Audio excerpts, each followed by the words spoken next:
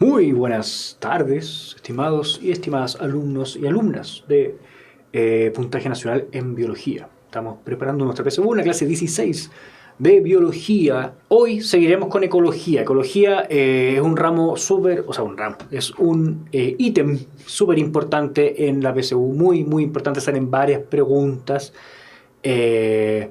Y vamos a continuar, ya vimos poblaciones y ya vimos comunidades y hoy día vamos a hablar de ciertas generalidades con respecto a ecología, los flujos de energía, las cadenas tróficas, las representaciones piramidales, la productividad, el concepto de productividad, la degradación o acumulación de sustancias tóxicas y vamos a introducir los ciclos biogeoquímicos. Le mando un saludo a Valentina que me dice que le fue bien en su ensayo. Vamos, así vamos de aquí hasta diciembre, subiendo, ¿ya? Me parece muy bien. A Pierre no le gustó biología. Recuerden que esto es módulo común hasta todavía, ¿ya?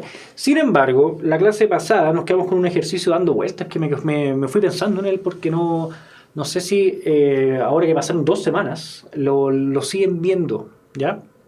¿Se acuerdan de este? Que las especies 1, 2 y 3 presentan interacciones ecológicas entre ellas de tal manera que el efecto directo de 2 sobre 3 es negativo.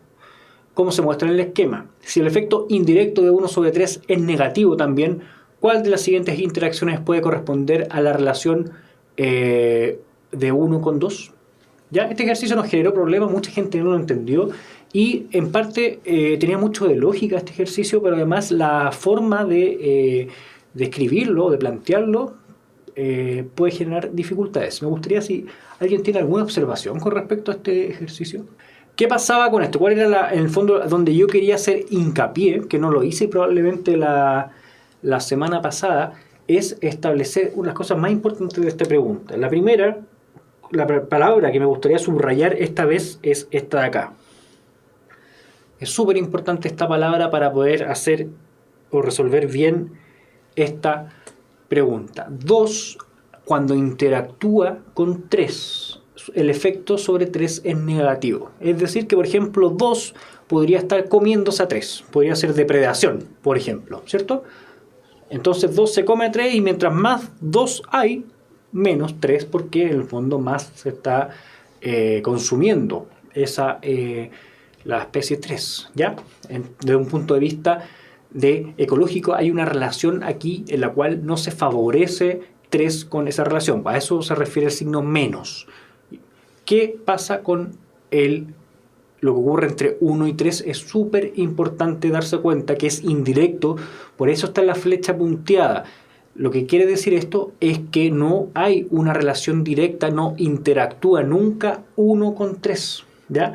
No es que 1 interactúe con 3 y disminuye a 3, ¿cierto? Porque no se lo está ni comiendo, ni ocurre una relación, porque no entran nunca en contacto. Es un efecto indirecto. ¿Qué quiere decir esto? Que sí o sí lo que está haciendo 3 lo que está haciendo 1 es disminuir el crecimiento de 3, pero generando otra condición que es la que echa a perder en el fondo la vida de 3. Entonces lo que hace es básicamente pasar todo esto por 2. Me estoy dando la misma vuelta que hice la clase pasada donde nadie entendió nada. Lo que ocurre es que en el fondo 2 perjudica a 3. Y si 1 perjudica indirectamente también a 3 es porque 1 lo que hace es aumentar el crecimiento de 2. Ya. Espero que le den una vuelta más a eso. De verdad, no, la vez pasada igual no lo puedo explicar muy bien y ahora también quedé medio a medias.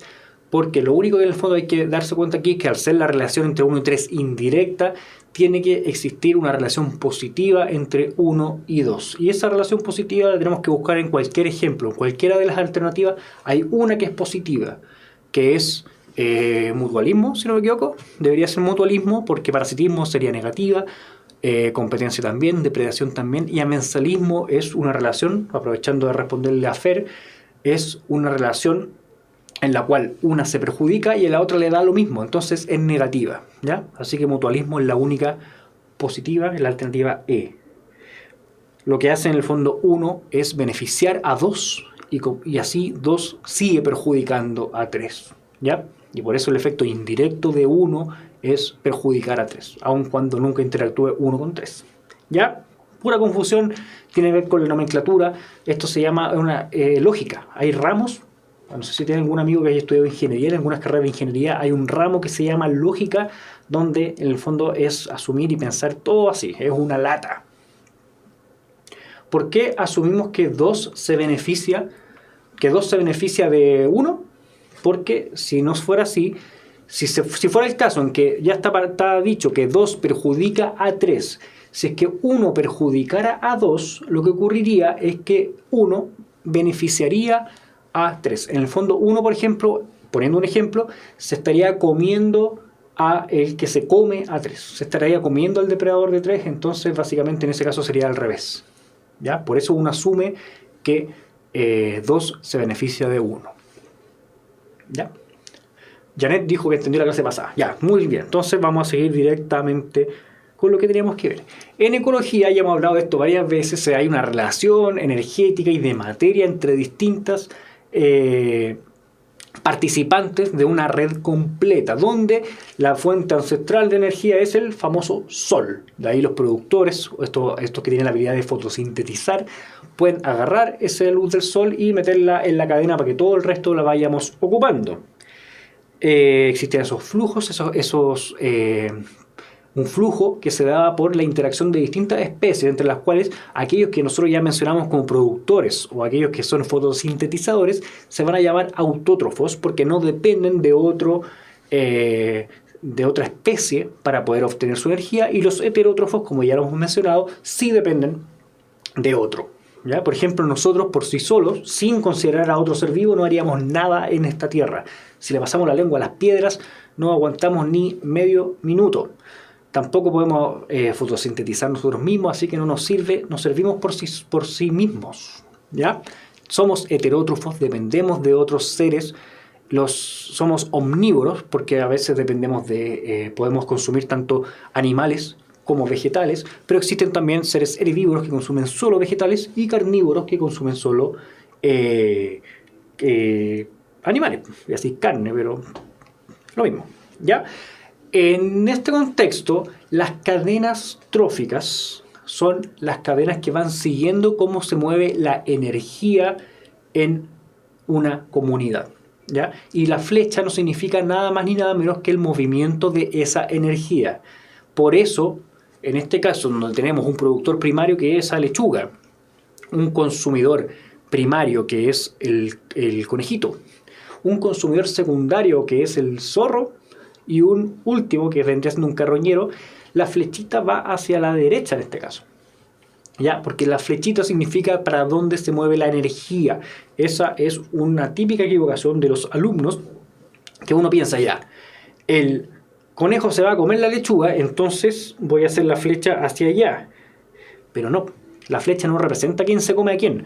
La flecha lo que hace es representar una interacción trófica, es decir, representa el movimiento de la energía. Y en este caso, si el conejito se come a la lechuga, la energía va a fluir desde la lechuga hacia el conejo. Entonces la flecha estaría bien puesta en este caso de izquierda a derecha. ¿Ya? El primer integrante de esta cadena trófica, como ya lo mencionábamos, era aquel que podía obtener la energía del sol. Era aquel que era productor y que en el fondo no necesita a otros seres vivos. Por eso es el primer ser vivo de la cadena trófica, que se va a llamar productor primario, ¿ya? Y el nivel trófico de este productor primario va a ser 1, ¿ya? El primero, que está ahí.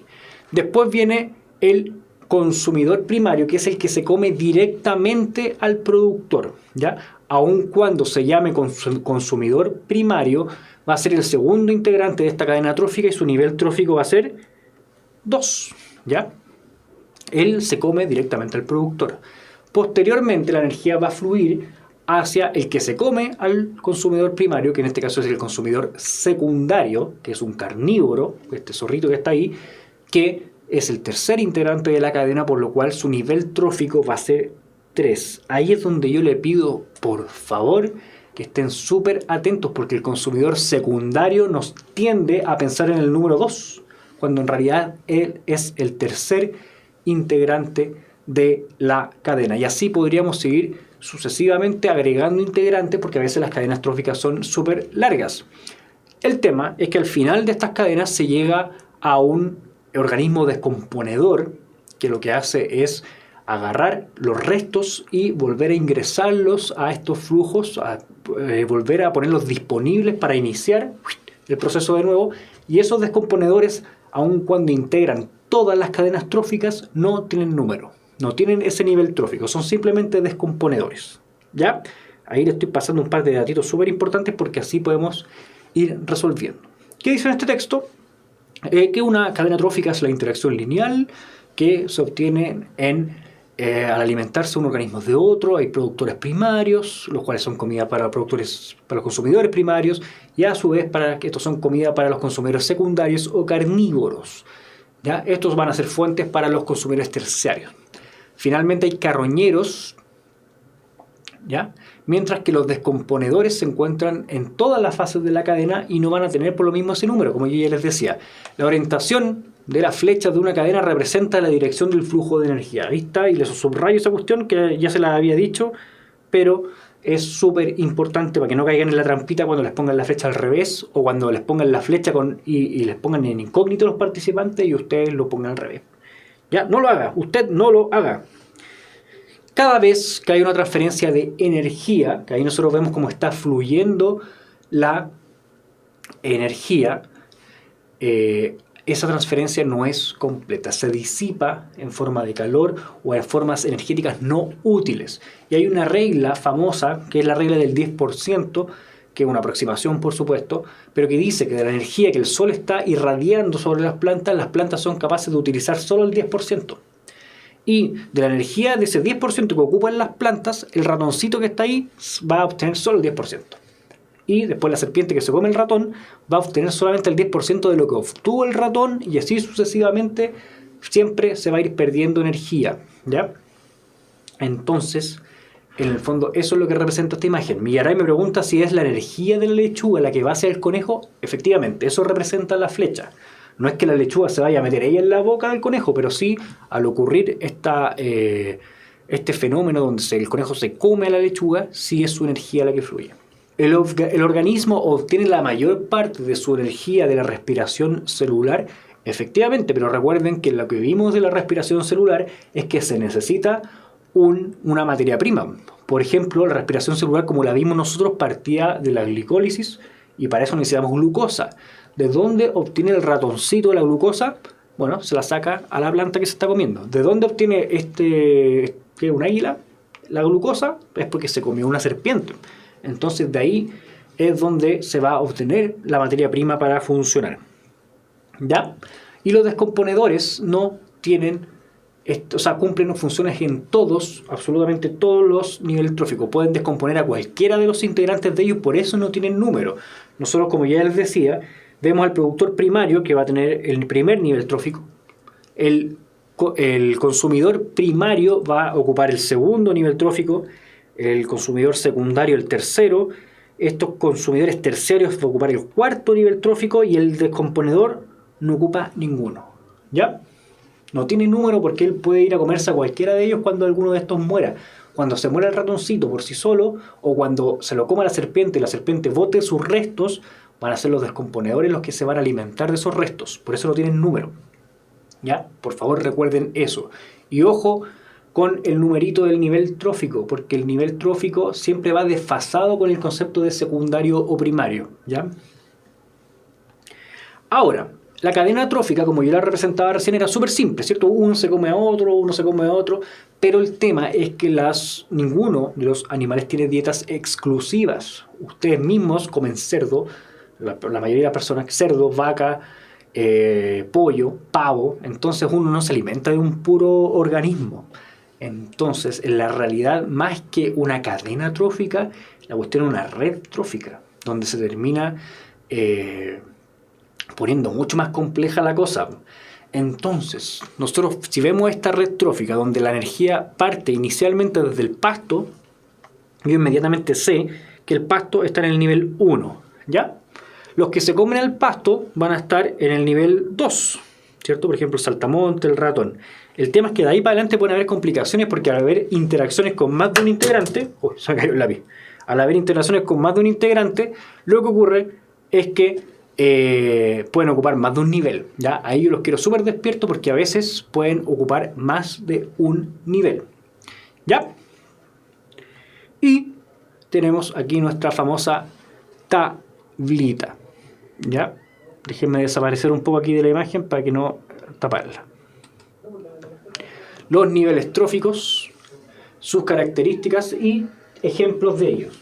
Todos los organismos, dependiendo del tipo de alimentación que tengan, se van a clasificar en un nivel trófico. ¿Ya?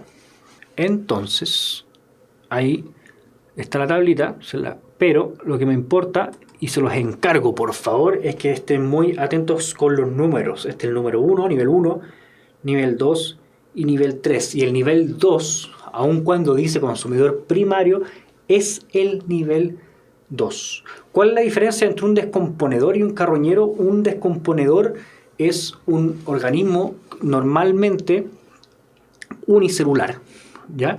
Que genera procesos bioquímicos que son distintos. Lo vamos a ver en los ciclos biogeoquímicos que se nos vienen al final. ¿Ya? No es lo mismo alimentarse del resto. Por ejemplo, un carroñero que es un buitre que se come los pedazos de carne que sobran, pero al final igual es carnívoro. No es lo mismo que un descomponedor que efectúa un proceso que químicamente genera productos distintos. ¿Ya? Lo vamos a ver en los ciclos biogeoquímicos. Por favor, acuérdense de esa pregunta cuando veamos eso. ¿Ya? Hasta ahí cerramos el tema de las cadenas tróficas. ¿No existen productores secundarios? Como serían relaciones entre organismos capaces de hacer fotosíntesis. Yo no lo he visto. Aún así me llama la atención que exista la denominación productor primario. Es buena su pregunta que va dando vuelta. Yo no lo he visto hasta ahora. ¿Ya? Hay distintas maneras de representar cómo se organizan las comunidades, ¿ya? Y esas formas de representar son las pirámides, que son gráficos que simplemente nos indican una cualidad específica de la comunidad. Por ejemplo, las pirámides de número. Lo que hace simplemente esta pirámide es indicar, en base al ancho de cada barra, cuánta cantidad de individuos de cada nivel trófico hay. Por ejemplo, en el de allá tenemos que los productores que están abajo son muchos más que los consumidores primarios, y esos son muchos más que los consumidores secundarios, y son mucho más esos que los consumidores terceros. Eso es el comportamiento normal, por eso normalmente estos se llaman pirámides, aun cuando existen excepciones. Por ejemplo, en este caso, donde hay un productor que es muy grande, muy voluminoso, como un árbol gigante, que si bien son muy grandes, si lo consideramos como cantidad de individuos, estos árboles serían menos que los consumidores primarios, aun cuando esos árboles son mucho más grandes. ¿Ya? Esta es una de las razones por las cuales se puede dar una pirámide de este tipo, que en realidad no es una pirámide, pero esto se sigue llamando así. ¿Ya? Eso es simplemente indicar el número de individuos de cada nivel. Otro tipo de pirámide es la pirámide de biomasa, que esta nos corregiría si se dan cuenta del problema anterior que vimos con el tema del árbol. Normalmente tenemos que los productores tienen mucha más masa que los consumidores primarios, y así se va avanzando a, por ejemplo, los consumidores secundarios, donde hay mucha menos masa que los primarios, y así se va disminuyendo hasta los depredadores o los últimos, los consumidores terciarios. ¿Ya? También, por supuesto, hay excepciones, por ejemplo, en el caso de la biomasa marina, donde ciertos productores, como por ejemplo el plancton, tienen una masa que es muy, pero muy pequeña. ¿Ya? Y las pirámides de energía, donde aquí la forma siempre va a ser de piramidal. ¿Por qué? Por esa famosa regla que yo les decía del 10%, donde siempre se va a ir perdiendo energía. Termodinámicamente no podemos ir creando energía. Una de las primeras leyes de la termodinámica, ¿cierto? Que dice que la energía no se crea ni se destruye. Bueno, en ese sentido, la energía se pierde, se libera, en cada transformación se libera hacia el universo, por lo cual siempre de un nivel trófico al otro hay una pérdida de energía, y si hacemos esta gráfica, siempre, absolutamente siempre, vamos a tener la forma de pirámide, ¿ya? Así que eso es súper importante.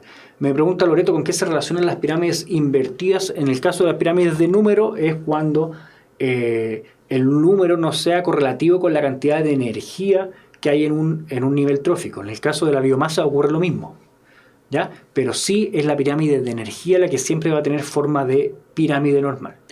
Dicho eso, vimos ya 3 tipos de pirámides. Pasamos al siguiente concepto, que es el concepto de productividad. Hay 2 tipos de productividad. La productividad primaria bruta, que es la razón que se captura de energía durante la fotosíntesis. Es toda la energía que en el fondo captura el primer nivel trófico, ¿cierto? El tema es que esos organismos que son fotosintetizadores, que son capaces de obtener energía del sol, también tienen que gastar energía para poder sobrevivir ellos. Entonces, si nosotros tenemos la productividad primaria bruta, que es todo lo que se captura, pero le restamos lo que gastó la misma planta, tenemos el concepto de productividad neta primaria, que en el fondo lo que se está utilizando, lo que queda realmente disponible para ser parte de esta cadena trófica, ¿ya? Así que son conceptos distintos, son parecidos, pero no son iguales. Y la productividad secundaria es la energía que va a quedar disponible para la producción de biomasa por el organismo que consume al organismo que genera en el fondo esta energía.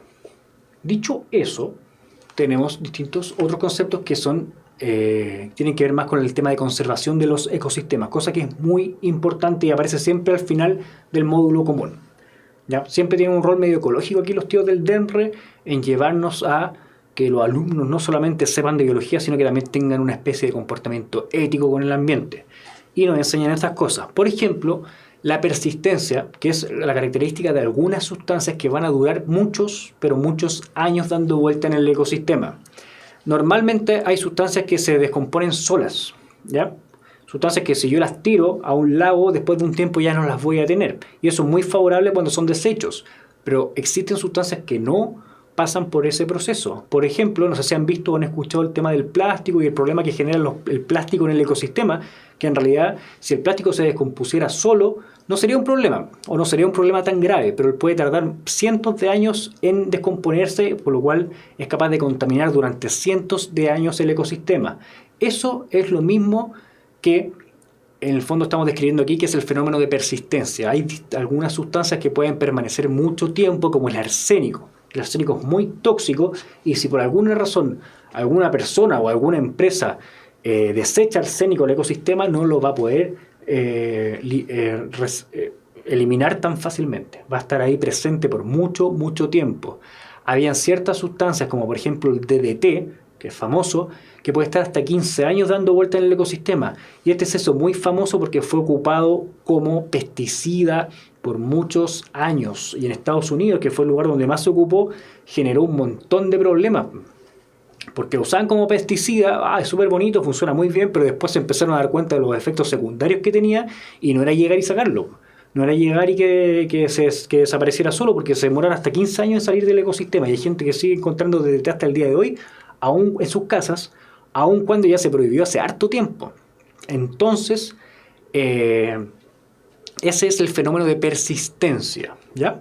Me pregunta Kaylee si estas sustancias se descomponen así de rápido gracias a la presencia del carbono 14. No. De hecho, no necesariamente lo van a tener. El tema de cómo se relaciona el carbono 14 es que el carbono 14 tiene una persistencia que es característica.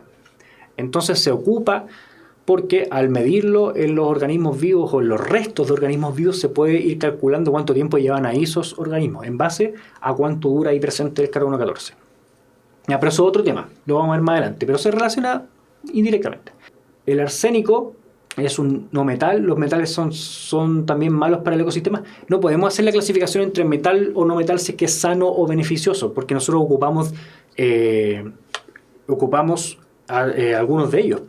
El tema tampoco es si es que es generado naturalmente o artificialmente, porque hay fenómenos naturales como por ejemplo una erupción volcánica que genera un montón de contaminantes que son tóxicos para casi todas las especies que andan dando vuelta. El temita es cuando descontroladamente, sabiendo que generamos daño en el ecosistema, como por ejemplo con el DDT, y teniendo en consideración el dato de la persistencia, se siguen ocupando. ¿Qué metales son perjudiciales para el ecosistema? No lo sé, no le podía responder así de simple. Hay metales que son claramente beneficiosos y que están ahí, y hay metales que están de forma muy abundante. El mercurio, el mercurio, el mercurio es tóxico para nosotros y para los mamíferos, ¿ya? En ciertas cantidades es normal que esté. Por eso algunas personas lo encuentran en algunas especies de mariscos o en algunas especies de pescados. Es normal que esté en ciertas cantidades, ya en ciertas concentraciones. El tema es que cuando se sobrepasan esas concentraciones generan efectos muy tóxicos y por eso a algunas personas les despiertan muchas suspicacias el consumo de pescado y mariscos cuando se miden niveles altos de mercurio. ¿De qué es tóxico? Es tóxico, ¿cierto? Pero depende de las concentraciones. Por eso el jueguito de que, por favor, cuando se le rompa un termómetro no juegue con el mercurio, por muy bonito que se vea, esa cuestión de verdad es tóxico. ¿Qué tiene que ver la persistencia con el agua ácida? No mucho. No mucho. El agua ácida se genera por algunas de estas cosas, pero no tiene... El problema no va por ahí. ¿Ya? Vamos a ir para allá. ¿Qué es el DDT? Que es un pesticida que se llama diclorodimetiltricloroetano, si es que no me estoy chamullando, que se ocupó durante mucho tiempo sin ser responsable con sus efectos secundarios y que lamentablemente tenía una persistencia demasiado alta. Duraba mucho tiempo en el ecosistema. Entonces, cuando un organismo no va a metabolizar la sustancia que está consumiendo, simplemente la va a ir guardando, ¿ya? Y lo va a ir guardando principalmente en sus tejidos grasos. La acumulación de una toxina se llama bioacumulación, ¿ya? Lo que nosotros hablamos anteriormente era lo de la persistencia a nivel de ecosistema, pero la bioacumulación es lo que ocurre dentro de un organismo cuando consume una sustancia y en el fondo la almacena. Normalmente las cosas que son lipofílicas se almacenan durante más tiempo, ¿ya? Es un buen datito para la gente que consume drogas y tiene que someterse a un test. Las drogas lipofílicas están mucho más tiempo dando vuelta en el organismo que aquellas que son hidrofílicas, ¿ya? Bueno, pero ese un dato aparte, para el que quiera postular a lo mejor a la Fuerza Armada. Pero no aplica para ustedes, claro que no. El tema es que todos nosotros estamos guardando ciertas sustancias que estamos consumiendo y que no estamos degradando. El tema es que cuando, por ejemplo, ocurre eso en toda una cadena trófica, cuando un pescadito está guardando una sustancia tóxica o una toxina dentro de él y después viene alguien y se come ese pescadito, el problema es que ese consumidor se está comiendo a más de un pescado. Una especie, un consumidor secundario, por ejemplo, se alimenta de más de un individuo del consumidor primario, ¿cierto? Entonces lo que ocurre es que cada vez que se va avanzando en la cadena trófica, la concentración de la toxina va aumentando, cosa que es muy terrible para nosotros que normalmente nos ubicamos solitos al final de las cadenas tróficas, ¿ya? Los organismos en niveles tróficos superiores en las cadenas alimentarias, en las redes alimentarias, tienden a almacenar mayores concentraciones de las toxinas bioacumuladas en sus cuerpos que los que se encuentran en niveles inferiores. El incremento en concentración a medida que la toxina pasa por los niveles sucesivos se conoce como magnificación biológica, ¿ya? Es súper, pero súper importante eso. Nosotros que nos gusta alimentarnos de animales, y eso nos sitúa casi siempre al final de las cadenas tróficas, significa que estamos comiendo lo que se ha ido acumulando durante toda esa cadena. Los ciclos biogeoquímicos. Normalmente estas clases se llaman interacción de energía y materia en el ambiente, flujos de energía y materia. Hasta ahora hemos hablado de flujos de energía, ¿ya? El tema es que nos queda ver qué pasa con la materia. La materia también fluye y experimenta cambios que son súper importantes dentro de los distintos niveles tróficos, ¿ya? En todos los ecosistemas hay flujo de energía y de materia que se diferencian en que el primero, el flujo de energía, es abierto y el segundo, el de materia, es cerrado, ¿ya? Hay ciertos elementos que son importantes para los seres vivos, que son el carbono, el fósforo, nitrógeno, hidrógeno y oxígeno. No son los únicos, ¿ya? No son los únicos. De hecho, nosotros necesitamos tener, por ejemplo, hierro. Y no hay un ciclo del hierro. Aun cuando lo podríamos seguir, el nivel PSU se nos exige saber de estos ciclos. Y nosotros vamos a ver los más básicos el día de hoy, ¿ya? Ahí están los 5 ciclos. Y el primero que vamos a ver es el ciclo del carbono, que es esta típica imagen donde nos muestra qué pasa con el ciclo del carbono. En un primer paso tenemos la fotosíntesis. ¿Se acuerdan que en la fotosíntesis se fija el dióxido de carbono que anda dando vuelta como gas en el aire? las plantas son capaces de absorberlo. Las plantas no solamente agarran la energía del sol, sino que también son capaces de procesar el dióxido de carbono que está en todos lados. ¿Para qué? Para que nosotros los seres humanos o los mamíferos, o en realidad todos los seres, hagamos respiración celular a partir de las moléculas que se formaron aquí y liberemos de vuelta el CO2. Sin embargo, también ocurren otros fenómenos como la combustión, que puede ser humana o puede ser natural, y que eso lo que va a hacer es liberar, o sea, a quemar algo, lo que hacen es liberar CO2. También el CO2 que anda dando vueltas se puede disolver en el agua del mar, por ejemplo, puede ser llevado a ciertos fósiles y ser almacenado en formas como el petróleo, ¿ya? Entonces al final participa de todo el ecosistema, donde lo que más nos importa en el contexto de biología es que de verdad entendamos lo que ocurre con la fotosíntesis y el CO2, lo que ocurre después con la respiración celular y también lo que va ocurriendo también con la combustión, que es súper importante. Una combustión al final es algo bien parecido a una respiración celular, pero en el fondo artificial. ¿Ya? Otro, si bien no estaba dentro de los elementos que nosotros vamos a seguir, algo que es súper importante considerar es el famosísimo ciclo del agua. Que, antes de esto, me pregunta Valentina Belén si es que el ciclo del carbono es solamente el CO2. ¿Por qué sentamos tanta importancia en el CO2? No es solo CO2, el CO2 es la forma en la cual se encuentra de forma gaseosa, ¿ya? Por eso es tan importante, porque así interactúa en el fondo con la atmósfera, pero también se va transformando a otras formas. Por ejemplo, en el caso cuando ya es integrado por la fotosíntesis, se transforma en moléculas más grandes. En glucosa, por ejemplo, puede formar parte de todo las moléculas de importancia biológica. También puede formar hidrocarburos como el petróleo, ¿ya? No es solo el CO2, pero el CO2 es el que sí se encuentra en la atmósfera dando vuelta y estando 100% disponible para ser utilizado, ¿ya? Pero buena su acotación, porque yo me centré igual, hablé mucho de CO2, le puse muy poco énfasis al resto. El ciclo del agua lo vimos en la básica, quizás se disfrazó de nube usted. El ciclo del agua es básicamente este cambio de estado de las moléculas de agua, aun cuando no es un cambio químico, ¿cierto? Donde el agua líquida se evapora, forma una nube y después se vuelve a condensar y se forma la lluvia, o dependiendo de la temperatura se puede formar también nieve, ¿ya? Es súper importante esta cuestión porque recuerden, nosotros vimos cómo participaba el agua de los procesos bioquímicos que vimos en nuestras clases de metabolismo. ¿Se acuerdan que todas partían con el agua? Partía la fotosíntesis con el agua. Necesitábamos agua en todos los procesos que vimos. Así que por algo es el elemento de la vida, aun cuando nosotros sabemos como compuesto, y experimenta distintos fenómenos. Además podemos complejizar un poco, no es solo evaporación, condensación y después también ¿cómo se llama? Fluye de forma distinta en la Tierra, ¿cierto? Hay gente que describe todo ese fenómeno cuando es filtrado en el fondo por la misma Tierra, ¿ya? Yo no me acuerdo esos nombres. En el fondo es lo mismo que hemos visto.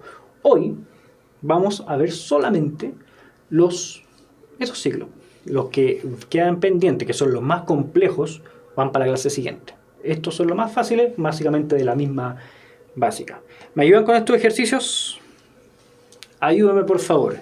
En el gráfico se muestra la concentración de un pesticida en 5 organismos que componen una cadena trófica completa después de un cierto tiempo en el ecosistema. De acuerdo a lo anterior, ¿cuál de los organismos corresponde a un consumidor primario en la cadena? Hay un concepto que les suene familiar. Biomagnificación, podría ser. ¿Qué ocurriría con un pesticida? Si nosotros tenemos un pesticida que es absorbido por el productor primario, por el primer nivel trófico, debería ir aumentando correlativamente a medida que se avanza hacia el siguiente nivel trófico. Entonces, a nosotros nos están preguntando por el consumidor primario. ¿Qué nivel ocupa el consumidor primario? El productor primario ocupa el primer nivel, ¿cierto? Entonces nosotros asumiríamos que la U sería el productor primario. El que viene inmediatamente, el que se come al productor, es el consumidor primario. Entonces, el que andamos buscando es el siguiente, que vendría siendo la T, alternativa D, ¿cierto? ¿Estamos de acuerdo? Pregunta modelo de EMRE oficiales. ¿Ya? El consumidor secundario vendría siendo la R, el terciario la S y el cuaternario la Q. ¿Ya? Así que alternativa D, respuesta T. Vamos con esta. El DDT, el cromo, el plomo, el mercurio y el arsénico se bioacumulan debido a que se encuentran en proporciones muy altas en la naturaleza y son absorbidos fácilmente por los organismos vivos. Se asimilan en cada nivel trófico de forma independiente. Aumenta el número de organismos que los asimilan. Desaparecen los organismos que los degradan o no se degradan en los tejidos de los organismos. Me preguntaba por qué no la E con respecto a la anterior, porque el primero, el que tenía menor cantidad de ese pesticida, era el del primer nivel trófico. Recuerde que el primer nivel trófico es ocupado por el productor primario. La pregunta aludía al consumidor primario, que no era lo mismo. Ojo con eso. Ese era el datito que yo les encargaba, que tuvieran mucho ojo con que consumidor primario no queda en el nivel 1 y consumidor secundario tampoco queda en el nivel 2. Así que hay que estar ahí atentos, por favor. La respuesta para esto era que el DDT, el cromo, el plomo, el mercurio y el arsénico, además de que molecularmente ellos son muy estables, también son incapaces de ser digeridos o degradados por los tejidos de los organismos. Entonces, alternativa E, eso es bioacumulación. En una cadena trófica es correcto afirmar que entre los organismos del tercer nivel trófico se pueden encontrar bacterias, vegetales, herbívoros, carnívoros, descomponedores. En el primer nivel trófico siempre voy a tener un productor, que va a ser un vegetal, ¿cierto? Capaz de hacer fotosíntesis, así que en el primero tengo el vegetal. En el segundo voy a tener, obviamente, el que se come al vegetal, que vendría siendo un herbívoro. Y en el tercero lo que tengo es el que se come al herbívoro, que podría ser perfectamente un carnívoro. Bacterias y descomponedores, recuerden que, descomponedores no ocupan un nivel trófico, no ocupan ninguno, y las bacterias principalmente pueden ser descomponedores, así que se nos descartan también.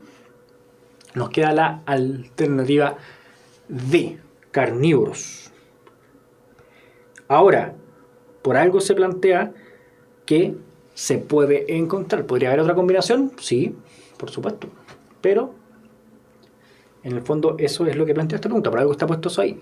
En una comunidad del matorral de Chile Central, que presenta una alta biodiversidad, había una pequeña población de mamíferos que se alimenta de diferentes árboles pequeños y arbustos. Cuando esta especie está ausente, un tipo de árbol invade y monopoliza el paisaje del matorral. Al respecto, es probable que este herbívoro se comporte como una especie clave, especie invasora, especie cosmopolita, competidor dominante, depredador especialista. ¿Qué me dicen ahí? Esto lo vimos en esta clase, pero lo vimos en la clase pasada. Especie clave, especie invasora, especie cosmopolita, especie dominante, competidor dominante, depredador especialista, especie clave. La única respuesta correcta, recuerden que la especie clave es la que en el fondo determina las condiciones del ecosistema. Si él no está o ella no está, queda la escoba, ¿cierto? Entonces, especie clave. La especie invasora es la que viene de otro lado a invadir. La especie cosmopolita es aquella que está en todos lados. El competidor dominante es cuando se establece una relación de competencia, es el que gana esa competencia. Y depredador especialista es aquel que se alimenta de una sola especie, ¿ya? Que no es necesariamente el caso, o no hay ningún dato que nos indique ese caso. ¿Qué es cosmopolita? Preguntan por ahí. Cosmopolita es que está en distintos lugares o que habita distintos espacios. Para calcular la productividad primaria neta en un ecosistema, a la productividad primaria bruta se le debe restar la energía utilizada por los productores en el proceso de respiración, el calor disipado al ambiente en las transferencias de energía, la cantidad de materia orgánica fijada por los productores, la materia orgánica disponible para los consumidores, la energía asimilada por los productores mediante fotosíntesis. ¿Qué me dicen acá? Esto es una pregunta de EMRE, todas estas, por si acaso. Cuando yo les paso esa lata de la productividad es porque de verdad entra. Créanme, por favor. Si no, les pasaría cosas más interesantes.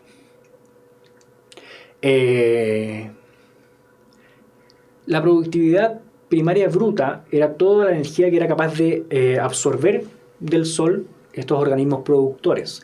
El tema es que no, si absorben un 100% o consideramos un 100% de energía absorbida, ese 100% no se va a traspasar al nivel trófico siguiente porque esa especie de productor también tiene que satisfacer sus propias necesidades. También tiene que gastar energía en sobrevivir él. Entonces, ¿cómo se llama ese gasto de energía propio? Se llama respiración. Los productores también ejecutan respiración celular, ¿ya? Aun cuando después les quede energía disponible para poder compartir, muy bien eso, pero también tienen que gastar energía y esa es la que restamos y la alternativa A. ¿Ya?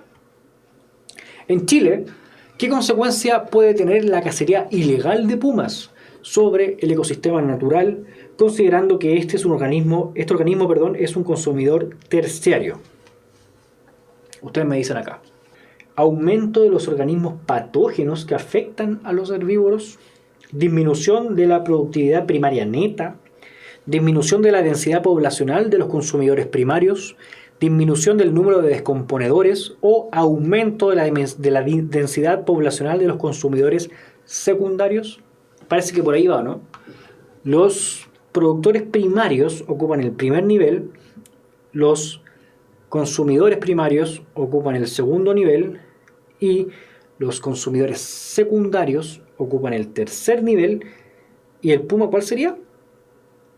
Considerando que este es un consumidor terciario, estaría en el cuarto nivel. ¿Ya? Le estoy diciendo esto solamente para que empiecen a asociar esto. Yo sé que no tiene mucho que ver. El puma está acá. Entonces, ¿qué pasa si él desaparece? Va a aumentar o no va a haber nadie que se coma a este de acá. Entonces va a aumentar este tercer nivel trófico que corresponde a los consumidores secundarios. ¿Ya? Así que era la E. Me pregunta Mauro, ¿qué son los patógenos? Patógenos es cualquier especie que genere alguna enfermedad. ¿Ya? Por ejemplo, hay bacterias que son patógenas. En este caso, no tiene nada que ver. ¿Ya? Era una pregunta, era precisamente para distraerlos en caso que ustedes no conocieran la palabra patógeno en la PSU y se pusieran nerviosos y dijeran, no sé lo que es un patógeno. ¿Ya? La respuesta correcta era esta. Aun cuando no supieran que era un patógeno, sabían la respuesta correcta que estaba acá. ¿Ya? Si los siguientes individuos pertenecientes a una trama trófica estuvieron expuestos a igual concentración de un tóxico lipofílico y por el mismo tiempo, ¿cuál presentará una mayor concentración por efecto de bioacumulación? Plantas terrestres, serpiente, águila, conejo, zorro. Esta pregunta tiene dos dificultades. La primera es que hay que ordenar bien la cadena trófica y la segunda es que hay que saber quién se come a quién. Cosa que yo la primera vez que leí esto no tenía idea que era el águila el que se come a todos, ¿cierto? Entonces, en un primer nivel trófico yo tengo las plantas, planta, ahí se planta. En un siguiente nivel trófico yo voy a tener el que se come a la planta, que es el conejo. Después, el que se come el conejo, que es el zorro. Después la serpiente que se come al zorro y al final el águila que se come a la serpiente. El fenómeno de bioacumulación dice que al exponer a todas estas cuestiones, a todos estos seres vivos a un contaminante tóxico y lipofílico, es decir, que se almacena en los tejidos, en este caso vamos a tener que se va a ir aumentando la concentración de este tóxico a medida que se aumenta en la misma cadena trófica. ¿Qué es lipofílico? Pregunta Janet. Es que sienta afinidad por los lípidos o por las grasas. ¿Ya? Por ejemplo, yo les doy ahora el ejemplo fuera de bromas. El componente activo de la marihuana, que es el THC, es lipofílico. Entonces las personas que van a un test de drogas, cuando consumen marihuana, tienen que esperar mucho más tiempo para aprobar ese test de droga que alguien que por ejemplo, consume cocaína. Aun cuando la cocaína es mucho más fuerte como droga, la cocaína es hidrofílica, ¿ya? No se almacena en el tejido graso. La marihuana, si es lipofílica, si se almacena en el tejido graso, entonces por mucho tiempo anda dando vuelta ahí, queda guardado, y a medida que se va usando la grasa, ahí se va a recién ir liberando, ¿ya? Y hay test de drogas para marihuana. Alguien pensó que el zorro se comía el águila, yo pensé lo mismo. Yo también, no me imaginaba que un águila se iba a comer una serpiente. La serpiente sí, pero que no había que saber eso. Consejo, siempre el águila va a estar al final de la cadena trófica porque los tíos del DEMRE lo consideran así. Pero esa era la respuesta. Lo importante era saber que se va a ir aumentando la concentración de esta sustancia tóxica a medida que se llega al último nivel trófico. Así que la respuesta era la C del águila. La enfermedad de Minamata es un síndrome neurológico grave producido por envenenamiento con mercurio derivado del consumo de pescados y mariscos contaminados. El fenómeno vinculado a esta enfermedad corresponde a biodegradación, bioacumulación, eutroficación, biosíntesis o marea roja. ¿Qué me dicen acá? Lo que estamos viendo simplemente es cómo se va almacenando en los seres vivos una sustancia tóxica que no es degradada, por lo cual se va a ir acumulando, y eso se llama bioacumulación. Básicamente los seres que consumen esta sustancia no son capaces de degradarla. Y magnificación biológica, que es lo que nos dice Janet, es algo que va directamente vinculado, que tiene que ver con el aumento de la concentración a medida que se avanza en los niveles tróficos, que es lo que tiene que ver con la pregunta anterior. ¿Ya? Está directamente relacionado. Ya, muchachos y muchachas, así avanzamos con nuestras preguntas del día de hoy. Vimos toda esta materia hoy día. Estamos terminando con ecología, pero queda una clase más. Por favor, háganme caso. Esta cuestión sí entra y entra bastante. Todos los ejercicios que hemos visto de ecología son de modelos DEMRE oficiales, porque cuando llego al trabajo de mirar en los modelos DEMRE, no me cuesta nada encontrar las preguntas, porque hay varias, hay muchas. Me quedan preguntas sin subirlas, porque son varias. ¿Ya? En diciembre se van a acordar de mí, cuando vean que aparece mucho, más de lo que uno desearía. Luego de ecología, ¿qué viene? Viene sistema reproductor, vienen clases donde vamos a hablar de reproducción, viene sistema endocrino y también genética mendeliana, leyes de la herencia, ¿ya? Así que vamos a ver todas esas cosas. Cualquier duda, por favor, siempre menciónenlo, y nos vemos la próxima semana no, porque es feriado. Estén atentos porque tenemos clases recuperativas, ¿ya? Que estén muy, pero muy bien. Chau, chau.